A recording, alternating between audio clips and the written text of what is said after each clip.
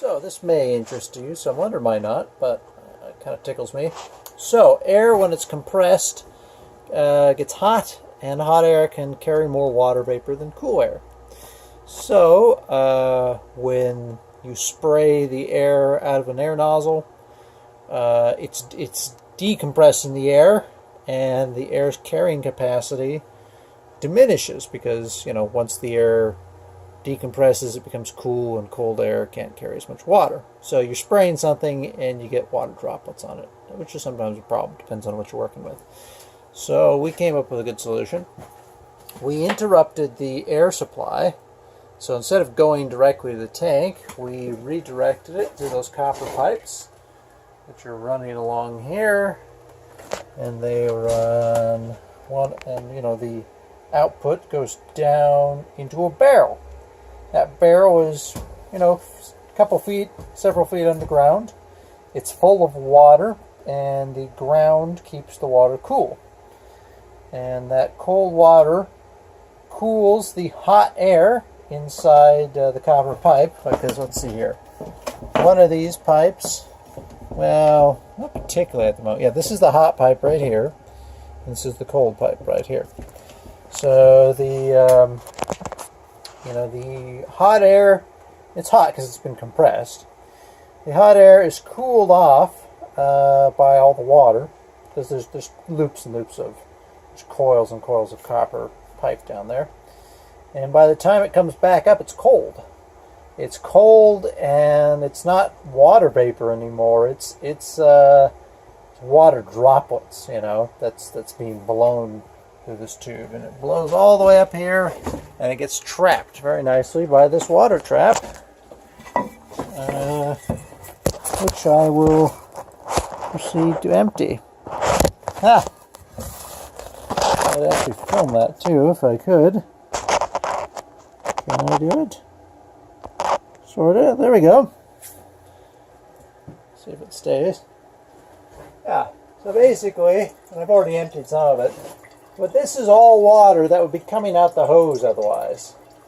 You know, over time, obviously. This is, you know, a couple days worth, or 2 days worth, several days worth. But even still, it's a problem.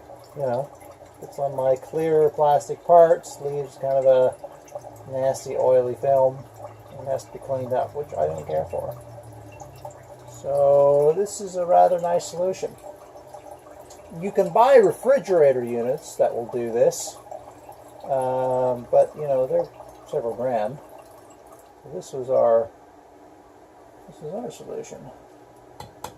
Oh, looks like it's, the little window is not telling true. Yeah, so I think I emptied out about an entire glass of water. So yeah, I'm pretty tickled by this. Now, you might say, why not just run it through that and then loop it back? Well, the problem is this does not really capture water vapor. So if the water is in a gaseous state, that won't catch any of it. So you have to cool that air down and reduce the air's carrying capacity for water, because hot air can carry a lot of water, cold air can't. So you got to cool that air down and turn that vapor, that gaseous water, into liquid water. And then when it comes back around, that filter can catch that water and keep it from contaminating whatever you're working on. So yeah, that was my idea. That was Aaron and I's execution. You know, Aaron's always heavier on the execution than I am, but I was pretty pleased how that project worked out. I mean, I did a lot of the copper welding. So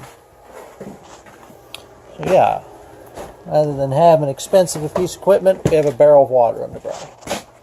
A whole bunch of parts that need to mask, or you can mask those if you want. And order out. Got that box, got that on the table, and I've got another box in the house. Well, coming up on it. Coming up on being done. Why haven't you called yet? Let's see. It's 1:49 p.m., which means nothing to you because this is American time. So yeah, I wonder where you are. I uploaded videos. I didn't like review them. Maybe I said something impolitic. Maybe I put my foot in my mouth. I was like, oh, I'll edit that out later. Well, if I did, my bad. So, anyway, alright, guess I'll get back to it. See you, baby.